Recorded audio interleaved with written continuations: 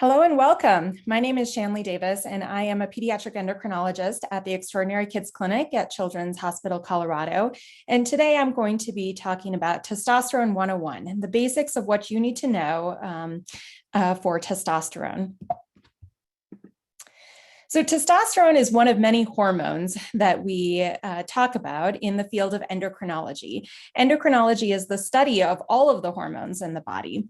A hormone is simply just a message that's sent from one part of the body to another part of the body, and it relays a particular function that is supposed to happen when that hormone is seen by cells in particular tissue types.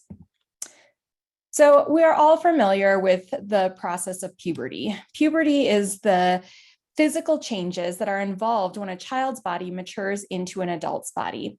In boys, the first sign of puberty is testicular enlargement, and we'll go over why that happens on the next slide. This typically starts between 11 and 12 years old, but anywhere from 9 years old to 14 years old can be normal development. Once puberty starts, the whole process takes about 5 years, and the hormone responsible for all of these changes in the body is testosterone. So how does testosterone in males work? So at the start of puberty, the brain turns on this system. The pituitary gland, which is up here in the middle of the brain, releases hormones called luteinizing hormone and follicle stimulating hormone, or LH and FSH for short. LH then goes and talks to the cells in the testicles that are producing or supposed to produce testosterone, where FSH goes and talks to the cells that are supporting the process of spermatogenesis or sperm development. This whole process turns on, as I mentioned, once puberty starts, and the results are that testosterone levels in the blood rise, and then these testosterone levels feed back to the pituitary gland in the brain, and if the pituitary gland is seeing the amount of testosterone that it wants to see, it keeps these levels all within a normal range or a set kind of limit. And on the other side of things, the Sertoli cells in the testes, in response to FSH stimulation, are supporting the process of spermatogenesis and also producing other hormones that we don't talk about quite as much, like inhibin B and AMH. So testosterone then goes and affects the entire body. We know the physical signs that we see during puberty, including penile growth and erections, are a result of testosterone production. We also know that intratesticular testosterone is needed to support the process of sperm development or sperm production within the testicles as well. However, testosterone does not change the size of the testicles. That is actually primarily germ cells, or the cells that are going to produce sperm inside the testicles, that are responsible for the increasing size of the testes. We can also see other physical changes that occur during puberty as well, including changes when testosterone affects the skin cells, so acne, body and facial hair, pubic hair, and even balding when testosterone levels are sustained for long periods of time. Testosterone also affects the larynx, or the voice box, and results in a deeper set voice. All of these changes we're very familiar with as boys go through puberty. But there are also changes that are happening behind the scenes as well. Testosterone has effects on the bone, which includes increasing the bone density or bone strength, which is really important, particularly during adolescence and young adulthood, when the bone density is still increasing. The effects of testosterone on bone also result in a growth spurt that we see in puberty, and then also closes the growth plates so that growth ultimately stops. Testosterone has effects on all of our internal organs as well, including the bone marrow. We see an increase in red blood cells and increase in protein synthesis as well, or protein production. On the muscle, testosterone increases the muscle mass and your overall strength, results in less fat tissue, both in the muscle and throughout the whole body, and increases energy levels overall. And then finally, testosterone has important effects on the brain as well. We know that there are androgen receptors, or receptors that respond to testosterone in all of the brain cells, and this has an effect on mood, memory, executive function, as well as libido or sex drive. So just to get a little bit basic here, so you have an idea of how testosterone has these effects throughout the body. So testosterone itself can go throughout the body and go into the cells that can respond to testosterone. And if they have something called an androgen receptor, androgen is just a form or is just a type of the class of testosterone that it's in. There's a receptor that responds to testosterone. This will go into the cell's center, the nucleus, and bind to DNA and cause DNA to produce RNA to produce proteins that result in functions specific to that cell. So for example, if this was happening in a skin cell, it would be to produce proteins and that would increase acne, that would increase hair growth. Testosterone also can be converted to a hormone called DHT, which is actually more potent. It has more of an effect on the androgen receptor for the same effects of changing the DNA reading of the DNA. And then finally, testosterone can convert to estrogen or estradiol. Estradiol responds to a different type of receptor, but again, goes into the nucleus and has effects on the DNA itself. So this is how testosterone works throughout all of the cells that it responds to, or that are responding to it. So let's take a closer look at what happens in Klinefelter syndrome. So in boys without an extra X chromosome, so typical XY, this is a picture under the microscope of what the testis looks like. We see these nice tubules here. They're called seminiferous tubules. And inside them, a lot of purple cells. These are germ cells, or the sperm producing cells in the future. Around the tubules are these Sertoli cells, which are supporting the process of sperm development, or will be supporting the process of sperm development once puberty happens. And then finally, the Leydig cells, which are the testosterone producing cells, are in between these nice round tubules. So this is what a typical microscope picture of the testis looks like in a prepubertal male. In a prepubertal male of the same age with an extra X chromosome, you can see this picture looks quite a bit different. For one, all of these tubules don't have all of the nice purple cells in them that are those germ cells. So there's decreased amount of germ cells, or those sperm producing cells. We can also see a lot more bright pink, and this bright pink is scarring or fibrosis tissue that's happening. And in response to that, the Leydig cells, or the testosterone producing cells, actually increase to compensate for the overall difference in the testicular architecture. So we know that in boys with XXY, and as well as other X and Y chromosome variations in which there's an extra X chromosome in males, we see distinctly different testicular tissue from a very early age. So what does that mean when we look at these hormones in detail, or in the blood? So we know that there is on the right side here, this is in XXY or other X and Y chromosome variations with males with an extra X chromosome. We know that there's a problem in the testes. And in response to that, the pituitary gland in the brain sends out these signals louder and louder to try to get the testes to listen to them. So if you measure these in the blood, you can see the FSH rise above the normal range about a year after puberty starts in boys with XXY, and LH then about 2 years after puberty starts. As we talked about before, again, LH is talking to the Leydig cells, which are producing testosterone. And so this side here is really a sign that the body is not seeing enough testosterone when that LH rises up outside the normal range. We can also see testosterone either decrease or plateau instead of continuing to rise like it typically does in puberty. So this is what we observe in most boys with XXY and other variations with an extra X chromosome. So testosterone levels throughout the lifespan, we're going to focus on the right side of this where puberty starts here. And you see a brisk rise in testosterone levels in boys, typical developing boys with XY karyotype. And in XXY, you see that puberty starts really at that same time and rises, but then kind of deviates a little bit and ultimately ends up at lower levels than what we see in adult males with XY. There are some variations in this. Not every boy looks exactly the same, but this is on average what the group looks like. So what does puberty look like in boys with XXY? So again, puberty typically starts on time. Pubic hair occurs before testicular enlargement in about half of boys with XXY, which is the reverse of what we typically see in typically developing boys.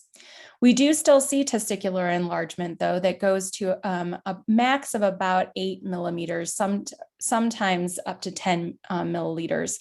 And you can see this is an orchiometer, which is the endocrinologist's version of a stethoscope. This is a measuring tool that we use to measure testicular volume in boys as they go through puberty. So these green ones here, they can be different colors, but in this particular example, they're green.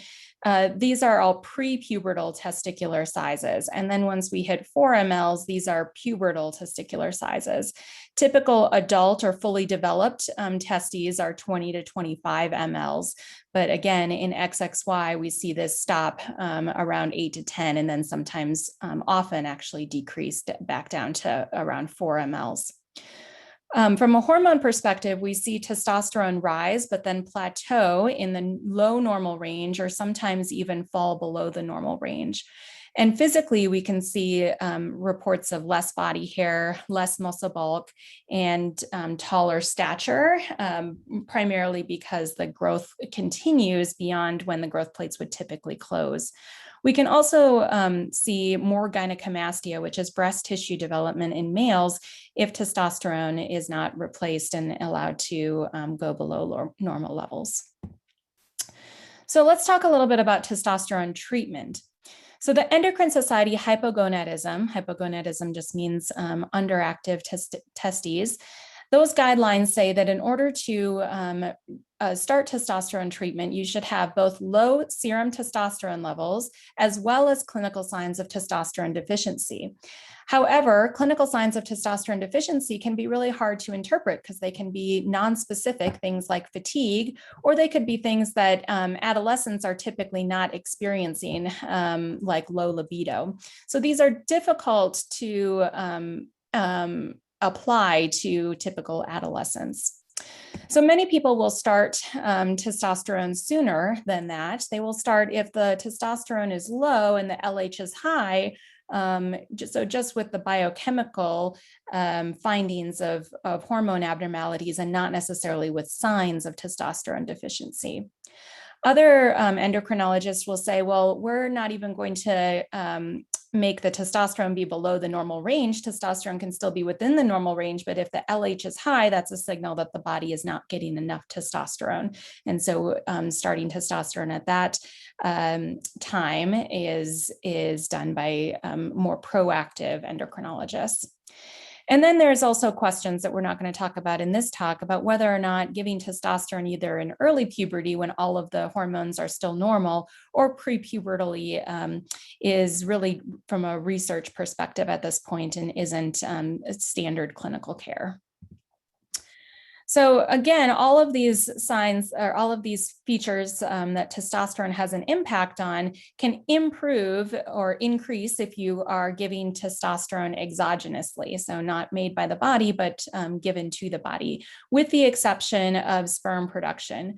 We do not get the intratesticular or inside the testicle level of testosterone high enough when we are giving testosterone exogenously to improve sperm production, and in fact, it may have a decrease in sperm production, but that is also something that we're still studying. The goals of testosterone treatment are to support typical pubertal development, to support bone and muscle mass, to treat any hypogonadal symptoms and to normalize testosterone levels. We really want to avoid fluctuations in testosterone as well as minimize side effects. So one of the questions that I often get are, does every guy with XXY need testosterone treatment? And that's a hard question to answer. Testosterone function is almost always, or pretty much always, abnormal in non-mosaic XXY, XXYY, XXXY, and the pentasomes as well. Sperm production is universally impaired. LH almost always is elevated, signaling again that the pituitary is asking for more testosterone, but testosterone may still be in the normal range. However, we feel most boys will benefit from supplementary testosterone, even if they're not having symptoms, because there are things that are happening behind the scenes, like the effects on bone density. And in fact, adolescence and young adulthood is probably the most important for these behind the scenes effects, because this is the only time where our body is able to accrue bone mass. Once we hit our mid-20s, it's all downhill, and there's an increase risk of osteoporosis, certainly in men with XXY, probably at least a large part due to not getting adequate testosterone during adolescence and young adulthood when the bone mass is increasing. I think that it's really important, though, that therapy be individualized with both the patient and the parent, and there is not a one-size-fits-all for this answer. So then the next question is, well, how do we give testosterone? This is a timeline of different formulations of testosterone and when they became FDA approved or available. Back in the 1940s, subdermal testosterone pellets, which release testosterone over time and are implanted under the skin, became available. In the 1950s, IM injections or intramuscular injections of testosterone became available. And you can see that there are several other formulations as well, including topical options like patches and gel. Buccal is in the mouth and absorbed through the mucosa in the mouth.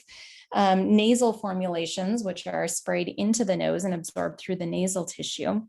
And then also more recently, both sub-Q injections, which is the same testosterone that we used for intramuscular injections, but given in a little bit of a different way, just under the skin and more frequently, as well as the new oral pill that was just approved in 2020, are all different options that are available.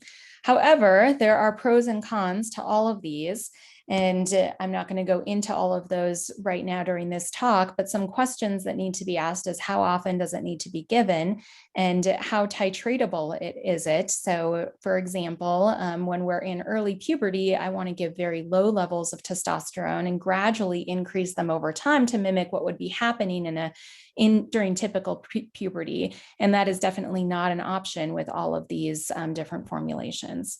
And then finally, they each have a little bit of a unique side effect profile. And so discussing those with your doctor is really important as well. So in general, side effects of testosterone can include local skin reactions, particularly if it is a topical type formulation, or if you're giving injections. There also can be rare allergies, not usually to testosterone itself, but to the oil that the testosterone is suspended in. We can see all of the physical changes that we know of for testosterone, including acne and increased body hair and a growth spurt.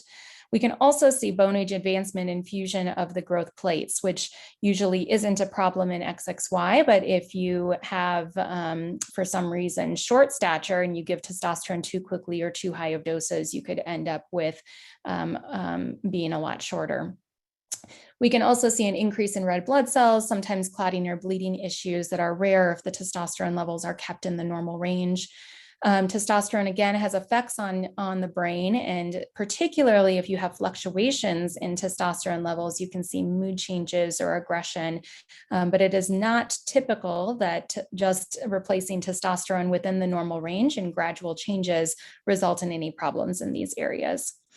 Testosterone at high doses can result in frequent erections, a preoccupation with sex, and priapism, which is a sustained erection that needs medical attention. These are all very rare side effects. Again, if testosterone levels are kept within the normal range and aren't fluctuating, these should not be problems. And then there is an FDA black box warning on testosterone because of big epidemiological or population-based studies that have shown that men that are treated with testosterone have an increased risk of heart attacks and death. But these are typically older men with multiple other medical complications and not necessarily a reason for low testosterone like Klinefelter syndrome. And then finally, it's important to mention that testosterone can be a drug of abuse, particularly for weightlifters or bodybuilders, and so that does need to be carefully monitored. Our goal always is to normalize testosterone levels in the blood and not to exceed normal levels. And this is an important when we're talking about these side effects, because a lot of these can be minimized or even not a problem if testosterone levels are kept normal. So in summary, testosterone is a hormone that's made in the testes starting at the time of puberty. It affects the entire body, both seen and unseen effects, including things that you physically see during puberty, as well as behind the scenes effects in the brain and the bones. We know that testosterone levels are lower in males with an extra X chromosome, but they're not zero. And often males with an extra X chromosome still have testosterone within the normal range, just at the lower end of the normal range. Most males with these extra X conditions will benefit from testosterone treatment. There are multiple options for formulations with pros and cons for all of them, and the risks are minimal if carefully managed. And that is all I have for you today. And there are several other talks that are going to be on testosterone treatment as well that I encourage you to tune into. Thank you.